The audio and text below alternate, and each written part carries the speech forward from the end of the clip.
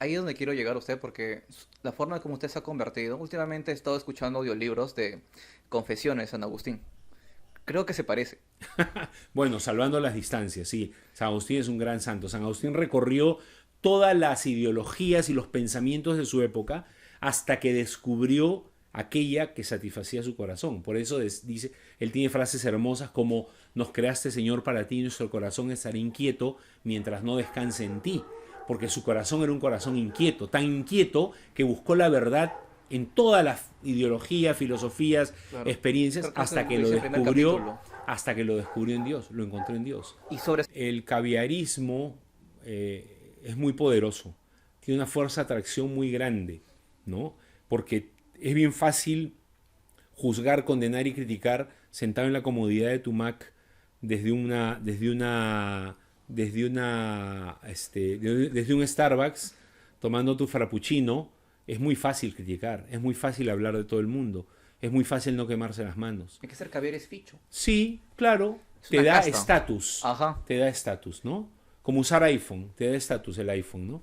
Entonces, es exactamente igual. Buscamos la vida donde solo encontramos muerte. Eso le está pasando a la juventud de ahora y de mi generación. Ajá. Yo he ido a discotecas con Diego Berti, con Jaime Bailey, con Pedro Suárez Berti, hemos bailado juntos. Es decir, y eso es lo que buscábamos. Me contaron que Diego Berti bailaba muy bien, una amiga. Sí, bailaba muy bien. Bailaba muy bien. Claro. Además, enamoraba muy bien a las chicas. O sea, un tipo, además, guapísimo, con un ángel y un atractivo muy especial como persona, ¿no? Que en paz descanse. Sí, que de Dios goce, ¿no? Dios abre sus brazos a la misericordia siempre.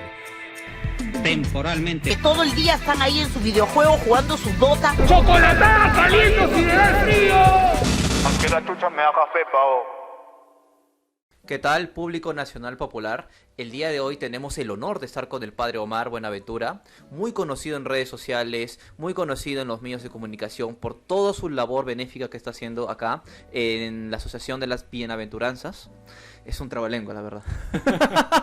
Sí, y justamente estamos acá, en su iglesia, en donde está el hogar de las personas que está ayudando, donde están los víveres y demás. Y vamos a hablar, en primer lugar, en esta sección, primera sección, acerca de las conversiones. Porque de por sí, si bien acá en Bajando Pepa, hablamos de política, hablamos de tonterías, temas a veces frívolos y demás, la verdad que últimamente he estado viendo que luego de la pandemia muchas personas se están yendo a la religión, al cristianismo, al protestantismo o al catolicismo. Como últimamente había un actor, Shia LaBeouf, o como últimamente la misma Angie Gibaja. Lo mismo también podemos ver que en 2020 pasó con Britney Spears y demás. Y yo la verdad soy muy ignorante del tema, pero me ha dado bastante curiosidad de cómo una persona se convierte y qué tiene que pasar para eso. Pero primero presentemos y saludemos a nuestro invitado. ¿Qué tal, Padre Omar? Hola, ¿cómo estás? Qué gusto estar con ustedes. Muy contento acá. Por si acaso, mi nombre es Omar Sánchez. Yo, Omar Buenaventura, tiene una historia porque el hogar se llama el hogar de las bienaventuranzas. Entonces, históricamente, todos los chicos, jóvenes, adultos que vienen sin nombre, porque son encontrados en la calle, en la basura, son abandonados y no tienen nombre, no son identificados, le ponemos el nombre del santo del día y como apellido Buenaventura. Entonces, por eso yo en redes sociales me he puesto yo, sobre todo en el Facebook, Omar Buenaventura. Es un nombre de batalla, podemos decirlo. Sí, de alguna manera sí, aunque ahora me conocen más como el cura respondón. Sí, y se lo ha ganado bien, ¿no? Y a mucha honra. Sí, pero además de mucha gente de sociedad, ¿cuál es el número de personas que residen? Aquí en la casa tenemos 317 residentes. 317. Niños, niñas, En su adolescentes, última adultos. entrevista eran 270. Sí, claro que sí. Han aumentado. Adultos y adultos mayores. Sí, el menor tiene 17 días de nacido y la mayor tiene 97 años. Aunque estamos por recibir a 2 niños recién nacidos, estamos acompañando a 2 jovencitas que están embarazadas, que no quieren tener a su bebé y que se van a quedar con nosotros. Vamos a tratar de generar un vínculo una vez que nazcan para que ellas mismas asuman la responsabilidad de madres, con ayuda nuestra, que ellas puedan estudiar una carrera técnica y que se den cuenta que hay caminos de solución que son, digamos, que son los correctos contra el aborto, ¿no? Claro. Porque muchas chicas abortan porque no ven un futuro en su vida para ellos o para sus hijos. Y justamente, además de este actor, en esa entrevista, él habla mucho sobre el misticismo católico. Uh-huh. Y me impresionó bastante cuando yo había escuchado y visto una misa tradicional las griegas o las católicas, pero también otra forma que también me ha estado acercando y he estado viendo la importancia y realmente y la profundidad que tiene tratar de buscar a Dios es la labor de usted. Y es donde he podido ver que hay distintos tipos de conversiones. Una de ustedes es acercarte, es abrazar tu humanidad. Y al abrazar tu humanidad es acercarte y ayudar a todos los desahuciados. Como abandonar tu ego y dedicarte exactamente solo a la humanidad. Y por el otro lado lo que estoy viendo es tratar de conocer a Dios. A donde yo, padre, quiero preguntarle, ¿qué tipos de conversión existen? Mira, hay una sola conversión realmente, que es abrir el corazón a Dios, Ajá. reconocerse criatura, reconocerse un hijo, un ser creado por Dios y reconocer nuestra pequeñez y la grandeza de Dios. Pero esta conversión tiene diferentes matices, ¿no? Hay gente que se acerca mucho a la iglesia, por ejemplo, yo lo considero santo que no está beatificado ni es santo canonizado, que es un monje trapense, no me acuerdo su nombre, ahora se me ha ido el nombre, que él se convirtió porque iba a una misa y veía la grandeza del misterio del sacrificio de Cristo, la belleza, hasta el tema estético. Ajá. Influye en la espiritualidad, porque el hombre busca lo bello, exactamente, el hombre busca lo bello siempre, el ser humano está buscando la belleza, y la liturgia ayuda a eso, una liturgia bien celebrada, una liturgia como manda la iglesia, solemne. Ayuda muchísimo, solemne, como debe ser la Eucaristía y la liturgia en general, ayuda muchísimo a eso. Este monje se llamaba Thomas Merton, un gran pensador, que él cuenta que se convirtió y se acercó a Dios cuando comenzó a ir a una misa y veía cómo el sacerdote celebraba la misa con muchísima devoción. Pero tú tienes, por ejemplo, a un Padre Pío, San Pío de Pietrelcina, que era un hombre muy místico, pero que hacía una obra extraordinaria de labor social. Todavía existe uno de los hospitales más importantes en Italia, Alivio del Sufrimiento, donde recibe a gente muy pobre con los mejores doctores. Madre Teresa, una mujer muy mística, muy, muy espiritual, que vivía toda su vida sirviendo a los demás, atendiendo a las personas. ¿Por qué? Porque cuando tú atiendes a las personas descubres a Jesucristo sufriente. Y no hay mejor encuentro y mejor conversión que encontrarte con Jesucristo en la cruz. Entonces el tema es junto. ¿Y qué pasa en la Iglesia Católica? Tristemente los católicos no enseñamos que somos maestros de espiritualidad. La gente está en búsqueda de espiritualidad y la está buscando, por ejemplo, en religiones orientales. Muchas veces he visto que quieren estar más en sintonía con el mundo moderno en lugar de realmente querernos enseñar a Jesucristo. Sí, sí, y la espiritualidad cristiana es una espiritualidad de una mística muy profunda. Mira a Santa Teresa de Jesús, mira a San Juan de la Cruz, mira... Es decir, hay una cantidad de santos místicos que tenemos nosotros para aprender y nos vamos a religiones orientales, nos vamos al budismo, al New Age, porque están buscando espiritualidad. En el Parque Kennedy puede encontrar ahí un montón de hippies. O del mismo barranco. Así es. Es que hoy hay un gran problema, por ejemplo, de mi generación. Realmente, como hemos nacido en una ciudad, no en un pueblo la gente se conoce y yo creo que tienen un mayor acercamiento a la religión por eso. Está más en sintonía con sus procesiones, con el calendario y demás. Y cuando nos enseñan en nuestro colegio público, privado, que en todos les enseñan cursos de religión y la religión que ponen es religión católica, cosa que no me parece tampoco malo, porque la religión católica fundó en buena medida nuestra patria. Sí. Pero nos enseñan un Jesucristo de una forma superficial y en el caso específicamente de los hombres un Jesucristo quizás muy hippie, en el sentido de que muy bonachón, quizás con su guitarra, que solo es amor, cosa que es cierto, pero también hay un lado de guerrero, sí, hay una exigencia del sacrificio. Y a los hombres, algo que me he dado cuenta de diferencia, mis hermanas ahora se han convertido en la pandemia. Para mí ha sido impresionante, yo hasta ahora no sé qué pasó. Porque una de ellas incluso es de la católica, ya se imaginarán. Pero el punto es de que mis hermanas se han convertido por una razón distinta. Ellas tienen más facilidad de poder entender en el sentido de amar a Dios, amar a Jesucristo. Pero yo lo que he visto en los hombres es en el sentido de apreciar el sacrificio, que es una virtud quizás bastante guerrera, bastante masculina. Y es algo que hablaba este actor Shia LaBeouf, que además de haber sido ateo, de todo, haber sido de familia judía. Uh-huh. Y él cuenta que eso le impresionó. Y eso es lo que muchas veces se ha estado perdiendo y se siguen perdiendo en distintas iglesias. Sí, es verdad, es verdad. Yo creo que hay una diferencia, y eso es importante, con todo este tema de ideología de género, con todo este tema de la igualdad, quieren equiparar al hombre y a la mujer en todo, quieren hacernos exactamente iguales. Y tú has dado el clavo en un tema. En el tema de espiritualidad no somos iguales, por ejemplo. Una de las tantas diferencias que hay entre una mujer y su espiritualidad y el corazón de mujer que tiene, corazón hablo como centro de los sentimientos, ¿no? El corazón físicamente puede ser casi idéntico que el del hombre, pero como centro de los sentimientos, como identificando los sentimientos, el acercamiento de una mujer a Dios es diferente que el acercamiento de un hombre a Dios. Incluso en el tema sexual, en el tema de sexo, porque la mujer identifica en Jesucristo a un hombre, además de Dios, es un hombre.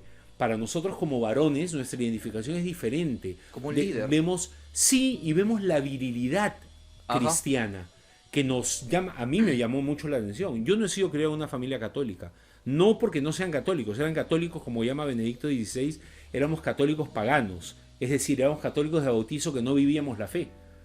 Y yo no he recibido la educación católica en mi casa. Mi conversión fue precisamente por el descubrimiento de la belleza de la liturgia, la virilidad cristiana y la experiencia del perdón de Dios en mi vida.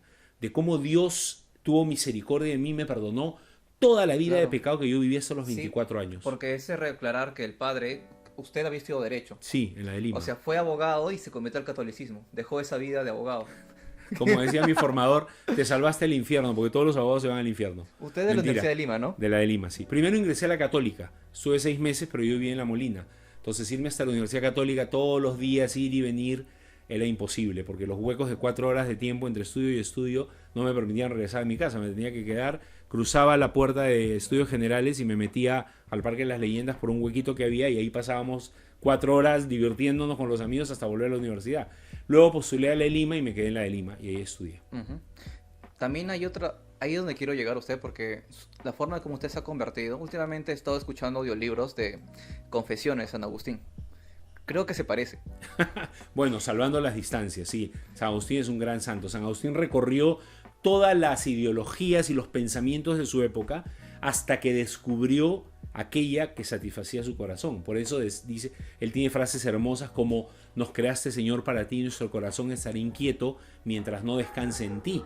Porque su corazón era un corazón inquieto, tan inquieto que buscó la verdad en todas las ideologías, filosofías, experiencias, hasta que lo descubrió en Dios, lo encontró en Dios. Y sobre San Agustín, si ustedes lo leen, San Agustín era una persona bien ambiciosa, un gran político. Imagínense que Alan García se vuelva santo.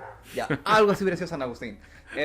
Y su madre era una santa, de por sí ya ha sido beatificada. Y su madre siempre lo intentó llevar a la religión, que sea una buena persona, que abrace la humanidad. Pero San Agustín era bastante pagano, en el sentido de que le gustaba bastante los placeres, como esa canción de que le gusta a Yandesa. Ahí la vamos a poner con la magia de edición.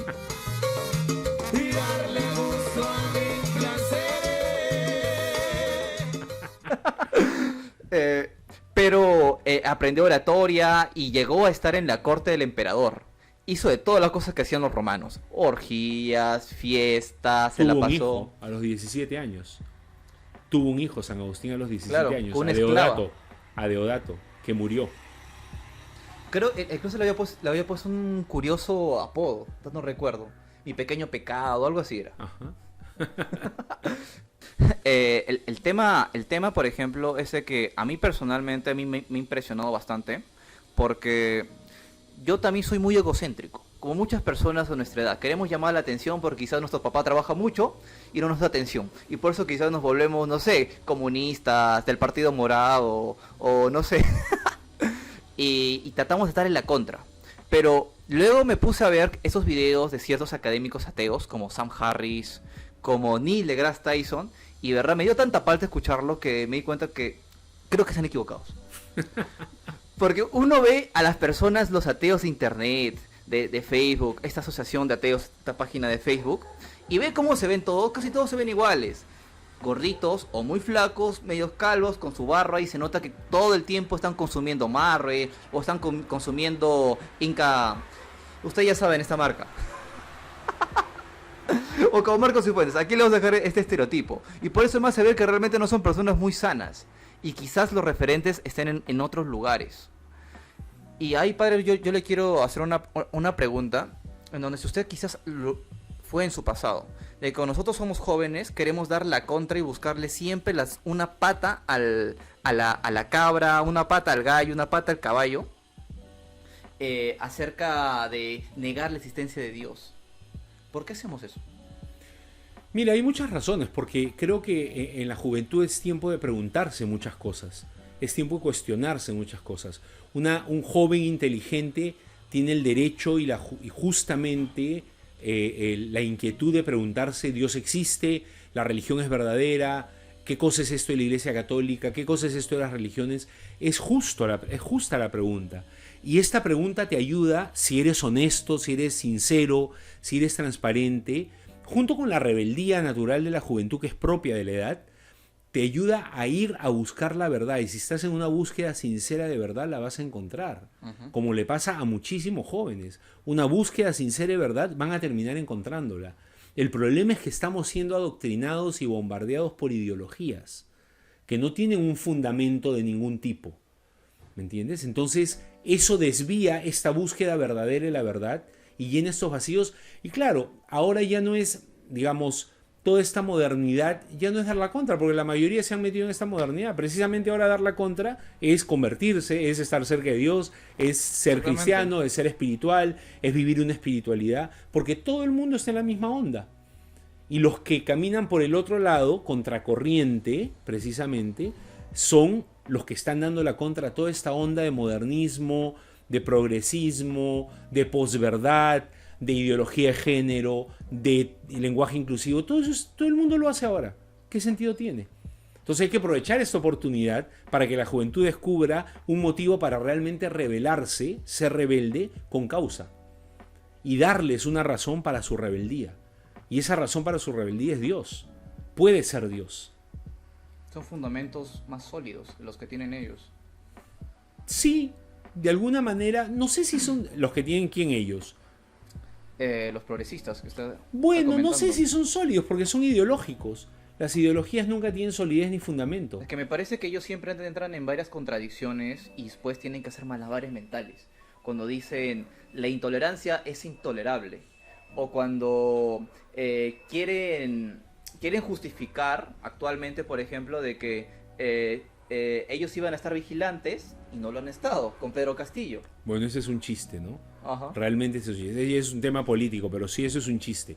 Es un chiste, es decir, yo una vez he puesto en mi Facebook clarito y se molestaron y tuve un bombardeo de ataque feminista porque saqué a las típicas feministas de nuestro país, a las Verónicas, a las Indiras, a las Sigrids, a las Evelyns y a toda esta gente, y dije, ¿dónde están sus reclamos por la cuota de género que tanto han reclamado cuando en los ministros había una ministra mujer o dos y ellas mudas? Ni una palabra. Ahora resulta que Evelyn, no me acuerdo su apellido, está de profesora en el colegio Santa María Reina, profesora de arte. Entonces, ¿dónde hay criterio? Una mujer pro aborto, pro género, contratada en un colegio católico marianista, ¿cómo es posible? U otra actriz similar, la que actuó de en la obra de Mario Vargas Llosa que salió en cine, Pantaleón y las visitadoras. Nuestro exministro. Nuestro exministro. Nuestro premier. Exactamente, pero una de las chicas que salía de prostituta, Ajá. ahora es profesora en el colegio en el colegio más pituco de mujeres de Lima, que queda en la planicie. Ay, Dios santo, ¿cómo se llama? No, que queda en la planicie. El colegio Villa María. Es profesora del colegio Villa María. ¿Dónde está la lógica de todo esto? O sea, un colegio católico, dirigido por religiosas católicas, contratan a una mujer, no por su actuación, porque esa es actuación, pro aborto, pro género, contra toda la enseñanza de la iglesia, como profesora de arte, o de arte dramático, o de educación religiosa, o de educación artística, y en el otro colegio también. Que ellas se dejen contratar, y que el colegio las contrate no hay ningún criterio. Hay toda una falsa, lo que le llaman la hipotenusa, la hipocresía general, ¿no? Y entonces, por alguna razón, yo estudio en la Católica, universidad acabando, y solo falta la titulación. estudio ciencias políticas y mis profesores, los más caviares, por alguna razón lo que he notado es que todos provienen del mismo colegio católico, al cual no voy a nombrar. La Inmaculada. Sí. Él lo dijo, ¿ah? Yo sí lo puedo nombrar, no hay problema. Es que todavía necesito graduarme. No, yo ya voté Por la eso- corrección política, ya está fuera. No, por eso, una vez que me gradúe, ahí sí recién empezaré a decir nombres. Pero por alguna razón todos vienen de ahí y de alguna forma te dicen que son católicos. Pero yo nunca termino de entender su catolicismo. O personalidades como por ejemplo Rosa María Palacios. De que personalmente ella sí es bastante católica, va bastante misa, hasta creo que es católica practicante, en el sentido de que no usa anticonceptivos. No, y comulga a las misas dominicales. Ajá, y dice que está en contra del aborto, pero aún así anda en esos círculos. Sí, bueno, es que el caviarismo es muy poderoso. Tiene una fuerza de atracción muy grande, ¿no?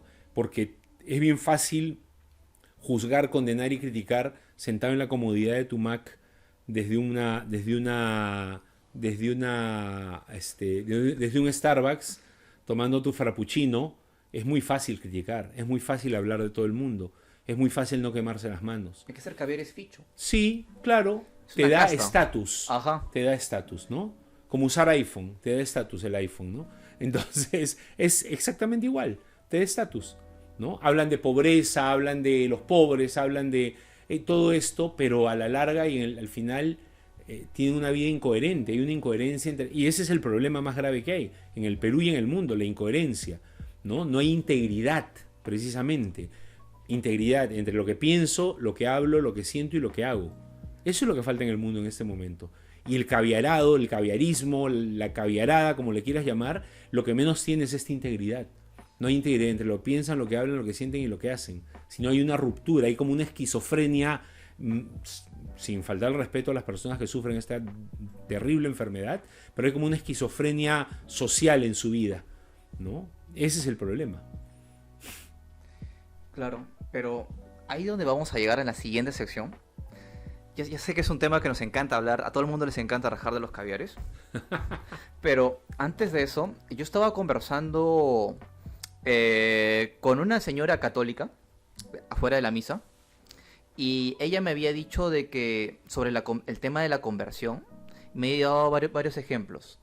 Y me dejó con la duda acerca de si uno se convierte porque busca a Dios o porque Dios lo quiere, lo encuentra y quiere que lo busque. Y eso me hace recordar, por ejemplo, a San Pablo. De que él era un judío romano, de ciudadanía romana, que perseguía a los cristianos. Los ataba, los azotaba, los llevaba a Damasco para que los juzguen. Era la persona más anticristiana del mundo. Pero de un día para otro así, estaba en su caballo, se cayó de su caballo y tuvo una visión. Jesús le habló y le dijo que vaya a un lugar y le entró más indicaciones. Y si quiere ver más, investigue. O sea, Dios lo buscó. Y también estaba San Agustín. San Agustín siempre tuvo como ese gusanito de que quizás su madre estaba en lo correcto, su madre católica.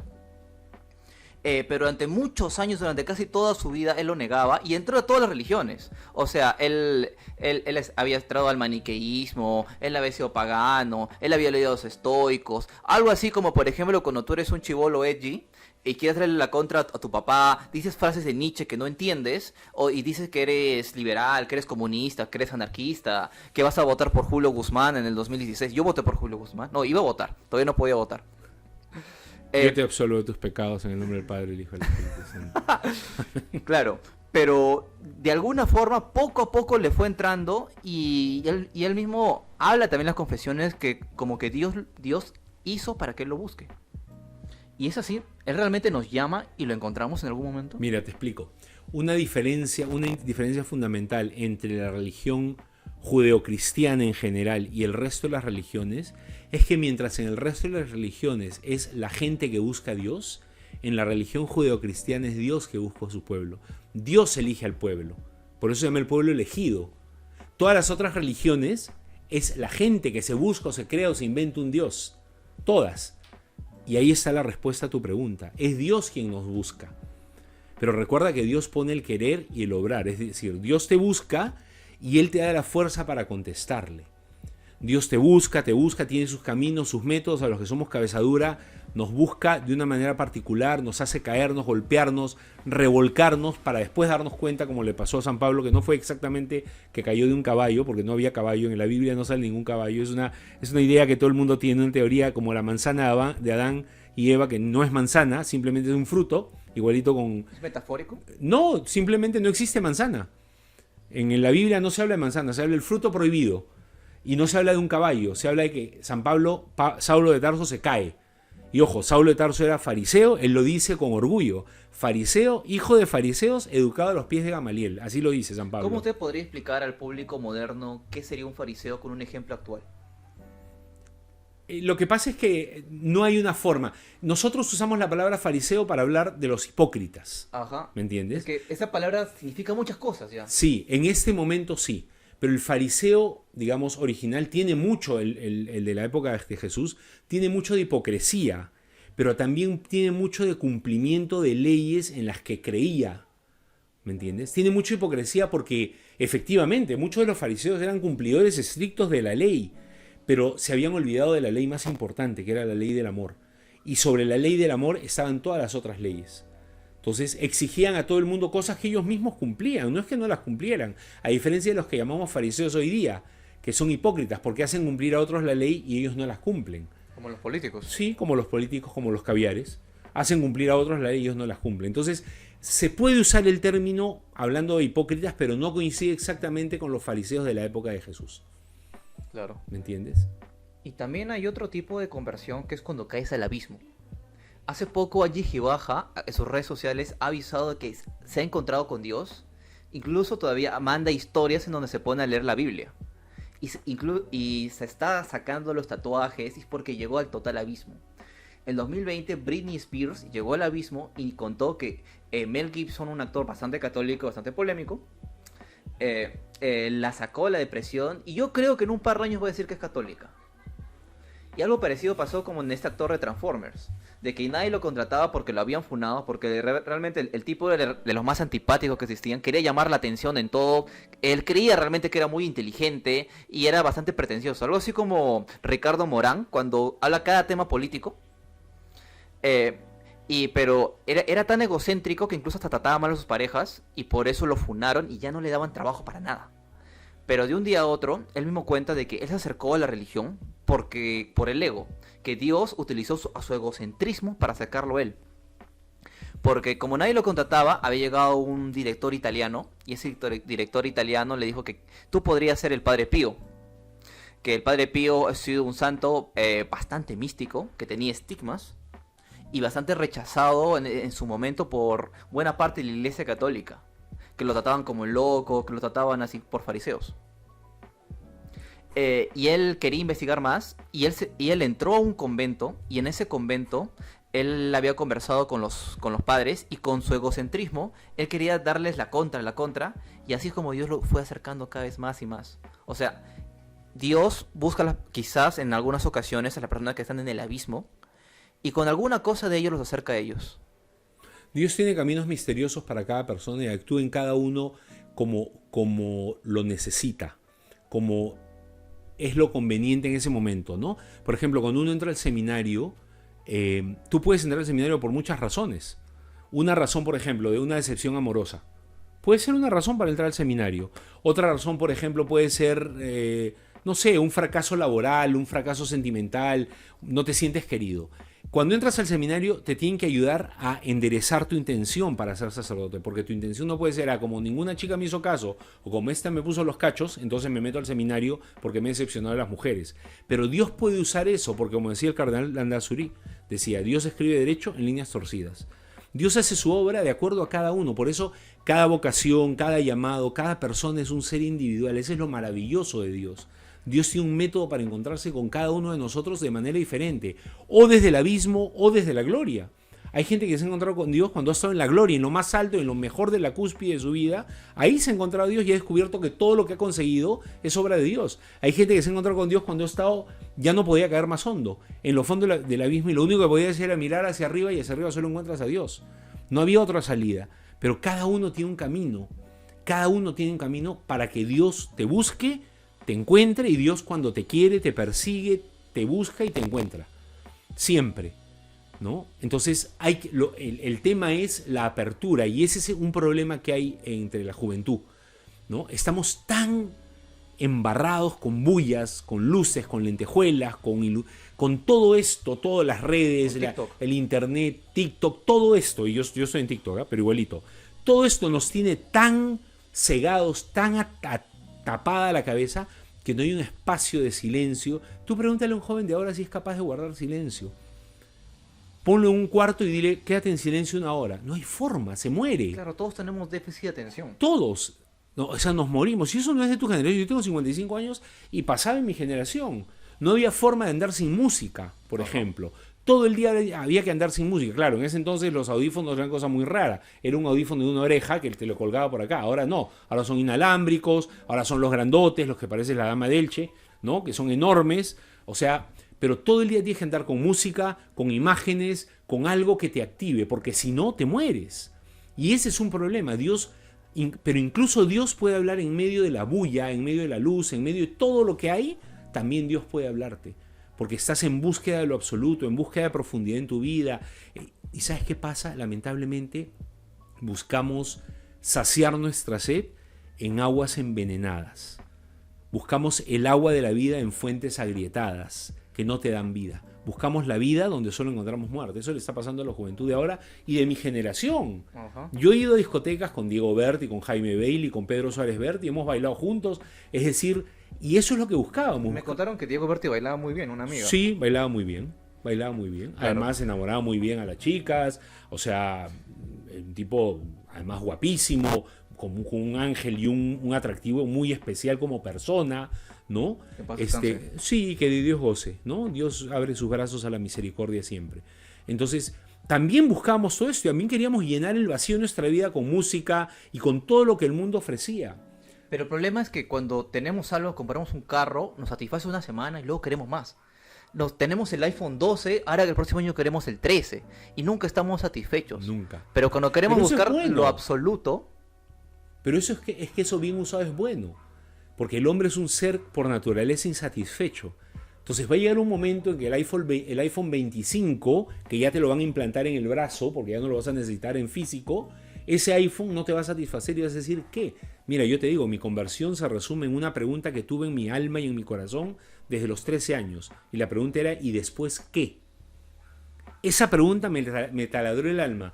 Desde los 13 años hasta los 25 años que hice mi experiencia vocacional, y por primera vez en 12 años se cayó la pregunta. Nunca más la escuché. Cuando me encontré con Dios. Nunca más la escuché. Cuando llegó profesionalmente, digamos, a un buen lugar. Cuando hice mi experiencia vocacional en un seminario y me permitieron hacer una experiencia vocacional muy sencilla, la pregunta se cayó. Y claro, a los 13 años tenía una intensidad, pero a los 18 era una intensidad diferente. Te taladraba y te mataba el alma. Yo me iba a juergas en la noche y salía de Barranco a las 2 de la mañana diciendo, ¿qué hago acá? Y me regresaba manejando mi carro desde Barranco hasta La Molina, gritando por la ventana, Dios, ¿qué quieres de mí?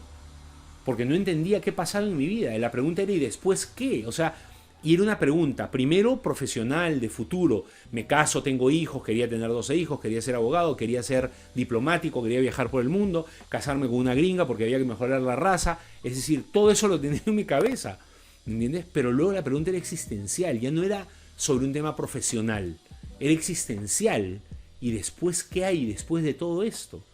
¿Qué hay después de la felicidad buena, natural, que busca cualquier hombre o cualquier mujer? Casarse, tener hijos, tener una profesión, tener tu casa en Lima y una casa en la playa si es posible, y si te da el negocio, tener una casa en Miami o en París o en Madrid, un departamento. Es decir, lo que todo el mundo aspira, tener un carro, un buen carro, mandar a tus hijos a una buena universidad. Pero la pregunta se convirtió en, después de todo esto, ¿qué hay?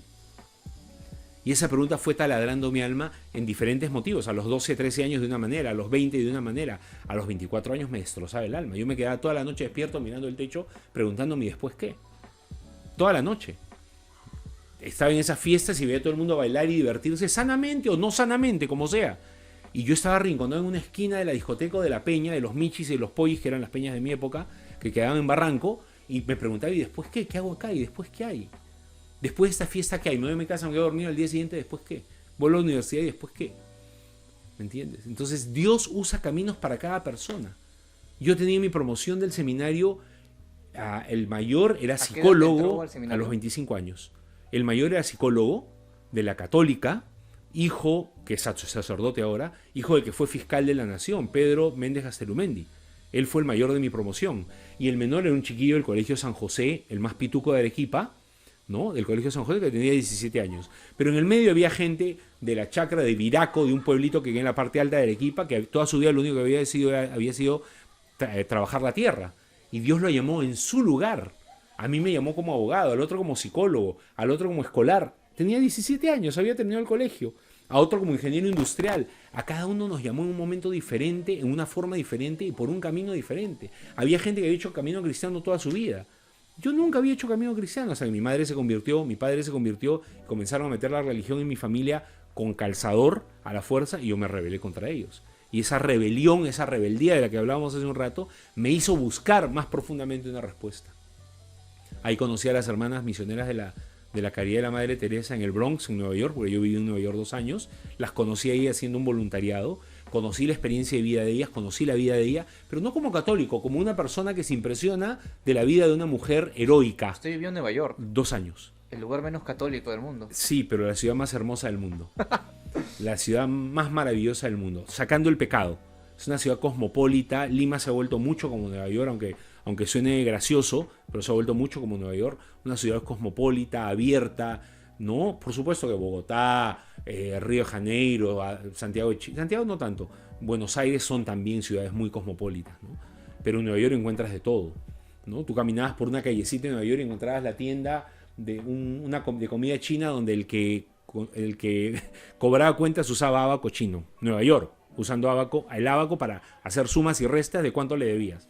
Más allá la tienda de otro chinito que vendía bonsáis. Más allá una tienda de cosas sexuales.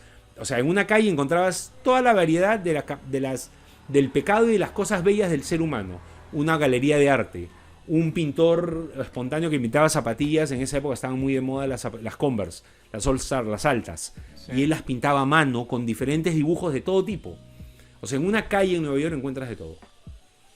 A eso, usted estaba hablando sobre el silencio. Yo hace un tiempo veía Semana Santa Ayacucho, en teoría con la idea de hacer lo más pagano del mundo. Porque todo el mundo va a Semana Santa para hacer lo contrario. Es la pura verdad. O sea, se va al sur para hacer lo que no puede hacer acá en Lima.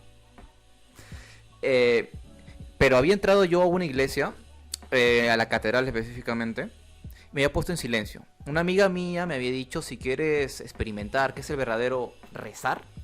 Rezar realmente no es repetir una oración que te dice en el colegio, te dice tu abuelita y lo tienes que hacer por compromiso y lo dices aburrido. Repetir, como si estuvieras repitiendo algo. Rezar es estar en silencio, pensar y tratar de comunicarte. Y al hacer eso uno está reflexionando. Está reflexionando qué cosas hace mal, qué cosas tiene que hacer, ahora qué. Y es donde yo pude entender de por qué el silencio es importante. Porque una vez que uno cuando está con su celular está con demasiados estímulos y no tiene tiempo o formas de cómo entender bien sus problemas. Pero cuando está en silencio, lo voy a decir de una forma bien fácil, bien entendible para no irme en floro. Digamos, que cuando uno está en silencio, tiene pensamientos armoniosos. Y cuando uno tiene pensamientos armoniosos, consigue ideas armoniosas. Y cuando uno tiene ideas armoniosas, actúa de forma armoniosa. Y cuando uno actúa de forma armoniosa, es feliz. Sí, es correcto. Es correcto. El tema es que el silencio externo es fácil de encontrarlo. El problema es callarse internamente para poder escuchar la voz de Dios. Porque como tú bien dices, ¿no? Efectivamente hay oraciones que son rezos repetitivos que también son válidos, le sirven a mucha gente. Hay cosas que a mí me sirven. A mí me sirven las jaculatorias, por ejemplo. Repetir una frase cortita todo el día, porque todo el día ahora tenemos que repartir 30 toneladas de papa y 15 toneladas de cebolla. Hay que ver un tema en la cocina. Un niño pequeñito murió hace 2 días porque nació muy mal. Lo hemos acompañado en el proceso. Todo esto. Entonces, las jaculatorias a mí, en la vida activa que tengo, me sirven muchísimo. Porque yo repito constantemente, Jesús te amo, Jesús te amo. Es lo que enseñaban los padres del desierto, ¿no? Hace muchos siglos, al comienzo del cristianismo, ellos repetían las jaculatorias y decían que eran flechas que van directo al corazón de Dios. Pero también está la otra oración que es importante, que es la oración silenciosa, donde tú buscas la armonía, encuentras la armonía y terminas viviendo en armonía tu vida, y eso te da felicidad. Para cada persona es distinto. Es que cada uno es un mundo, cada uno es diferente, y Dios es tan maravilloso y tiene tantas aristas a Dios. Dios tiene tantas aristas que encaja contigo, como eres, conmigo, como soy, con la gente de China, de África, de Corea, de Estados Unidos, los chilenos, los argentinos, los porteños que son odiosos, con quien sea. A mí me caen muy bien, pero todo el mundo los odia. Yo no tengo ningún problema con los porteños. Que son bien atorrantes. Bueno, hay de todo, pero los porteños con los peruanos se llevan bien. Es el único país que los quiere. Hay un estudio antropológico. Los peruanos somos bien acomplejados. Cuando uno habla como argentino en el fútbol ya le pagan más. Pero el peruano con el chileno tiene sus distancias, pero con el argentino nunca. Hay un estudio antropológico que dice que el único país de Latinoamérica que quiere a los argentinos es Perú. Hay un estudio antropológico bien interesante sobre el tema. Debe de ser, o sea, desde San Martín. Y creo que con Gareca ahora más todavía. Solo ha empeorado la situación. Así es. Y padre, otra cosa ya para ir terminando esos temas, es de que si bien cada uno somos distintos, cuando realmente queremos buscar a Dios de verdad, lo hacemos con una cierta seriedad, con una seriedad de buscar algo. Cuando uno quiere buscar algo absoluto, lo tiene que hacer en solemnidad. Y algo mucho que he valorado de sus misas, y también otras misas, es cuando lo buscan hacer en solemnidad, buscan la belleza, como antes eran las antiguas iglesias, sino como muchos batracios modernos que hoy en día pueden ver. Ahí vamos a poner imágenes de esos batracios. O en la misma capilla de la católica, pongan esa imagen, es más horrible. Y también otras iglesias a las que he ido con guitarrita. O están haciendo su reggaetón cristiano. En teoría, el protestantismo había sido de que cada uno puede interpretar la Biblia como quiere, y de ahí habían salido cualquier cantidad de iglesias. Las cuales muchas son respetables. Hay muy buenos cristianos, amigos míos. Pero lo que había perdido hoy en día, principalmente, lo que veo de muchas de estas iglesias, es de que tratan de vender un producto, como estuvieran vendiendo, no sé, unas papitas fritas, un concierto o así. Cada vez haciendo con mejor reggaetón cristiano, con mejores guitarras, con más luces, con un gran escenario, etc. Pero no te enseñan bien el camino. Y algo que me sorprendió, yo había ido a Grecia con mi familia y había entrado a un monasterio y había una misa ortodoxa con unos cantos bizantinos de la Edad Media, y yo me quedé impresionado, porque es como que descubres de que ¿por qué hacen iglesias tan bonitas en lugares tan pobres? Es porque tratan de construir un lugar que no se parezca a la tierra, sino que esté fuera de ese lugar. Y en los cantos o en la solemnidad de las misas, los trajes, esta estética, tratan de hacernos ver de que hay algo más alto a lo que podemos aspirar. Correcto. La arquitectura cristiana, la liturgia, te debe hacer elevar el alma a Dios, para que luego Dios te lleve al hombre. Porque si no, no tiene sentido. Si no, nos quedamos en un espiritualismo, en una burbujita, y tampoco esa es la idea. Pero sí es importante que la liturgia y la arquitectura cristiana, la arquitectura religiosa, guíe tu alma a Dios, para que desde Dios tú puedas salir al encuentro del ser humano, para que puedas salir al encuentro del otro. Si no, no tiene sentido. Es bien fácil y bien bonito vivir una liturgia hermosa y luego vivir fuera de esa liturgia como un pagano. Y decir, ay, me gocé, me llené de Dios, qué bonito, pero afuera no lo vives. Entonces es fundamental, para mí es importantísimo, la belleza de la liturgia. Primero, el simple hecho de respetar las normas litúrgicas, que ya el 85% o 90% de las iglesias, de las parroquias y de los curas del Perú y del mundo no lo hacen. No respetan el mínimo de la liturgia católica. Se inventan oraciones, se inventan cosas que no están dentro de la liturgia, cuando es tan fácil seguir la liturgia. No, pero es aburrido. ¿Aburrido para quién? No, con la misa, por ejemplo, no pretendemos... Tienes que vivir bien, o sea, si vas a acercarte a Dios, vas a misa. Si quieres bailar, vas a la discoteca, ahí bailas tu quieras. Tu salsa, tu cumbia. Es que no, la misa no está hecha para divertir. La misa está hecha para santificar y para generar comunión entre quienes participamos en ella. No está hecha para divertir a nadie. Entonces, ese es un error por creer que con eso vamos a traer jóvenes a la parroquia y nos hemos dado cuenta del fiasco que nos hemos llevado. Porque ni con los bailecitos, ni con los cantitos modernos, ni con todas estas parafernalias que se han inventado. Terminó alejando más. Sí, y los jóvenes están buscando precisamente liturgias más solemnes, más hermosas, más bellas, más respetuosas, porque eso transmite sacralidad. ¿Usted ha visto la serie de Young Pop? El joven papa. Sí, claro Con que Jude sí. Law. Claro que sí. Ahí creo que representa muy bien mucho de los jóvenes postmodernos, cómo nos acercamos. Y que en ese sentido terminamos apreciando el catolicismo tradicional, pero de una forma postmoderna. Sí, es verdad.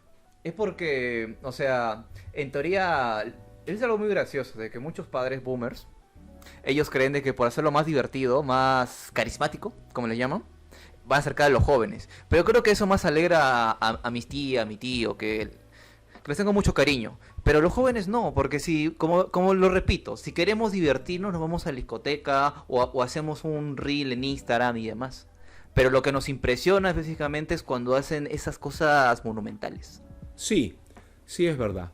La liturgia bien celebrada de por sí es atractiva. Más allá del sermón del cura, más allá de todo lo que tú quieras, solamente la liturgia bien celebrada te captura el corazón. Te captura el corazón porque descubres lo santo y lo sagrado que es todo esto.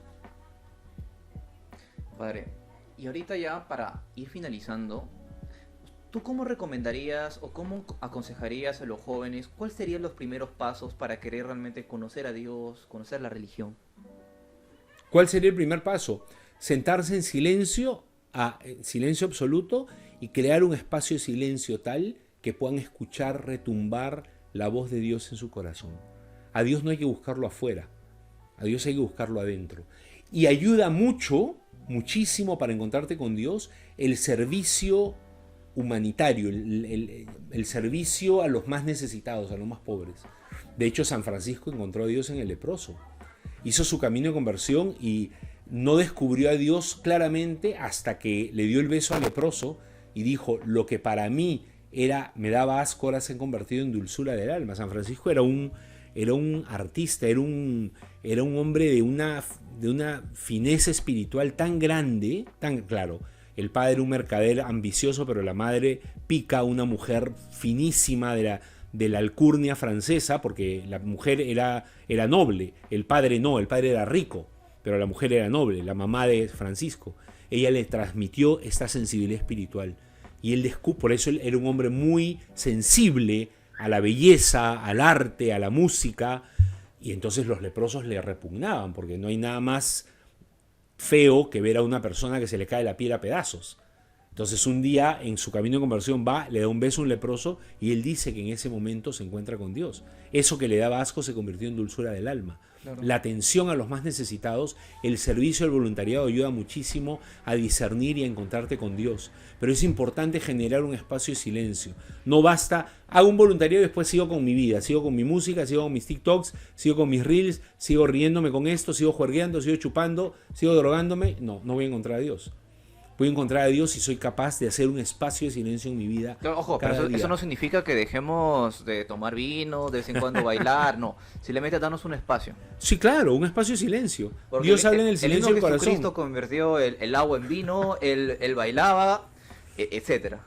Sí, bailaba música judía probablemente, ¿no? Música tradicional judía. ¿Su Habana Guinajaba? Sí, exactamente. Bailaba todo eso. Perfecto, padre. Y con eso, padre, agradezco mucho. Ahora vamos a entrar a la siguiente sección. Con mucho gusto. Un escasito. ¿Cómo?